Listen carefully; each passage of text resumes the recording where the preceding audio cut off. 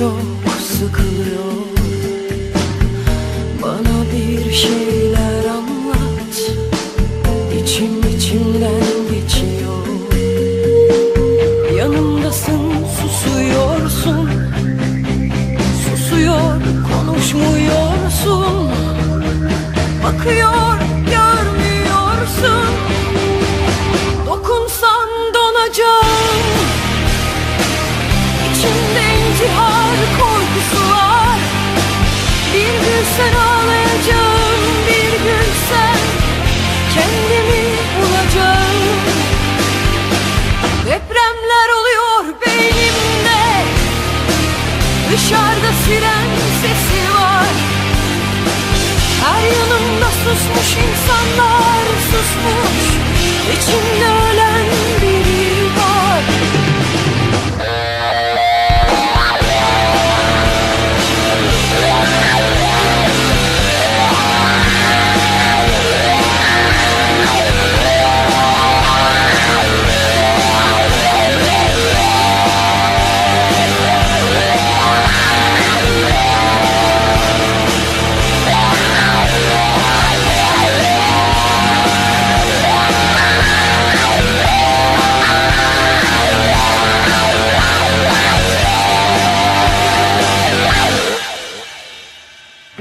Hadi bir şeyler söyle, çocuk gözlerin dolsun.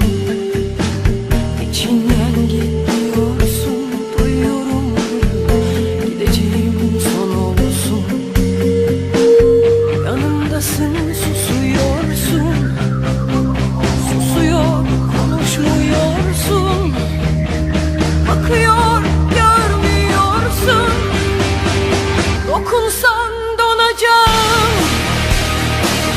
İçimde intihar korkusu var. Bir gün sen ağlayacağım, bir gün sen kendimi bulacağım. Depremler oluyor beynimde. Dışarıda siren sesi var.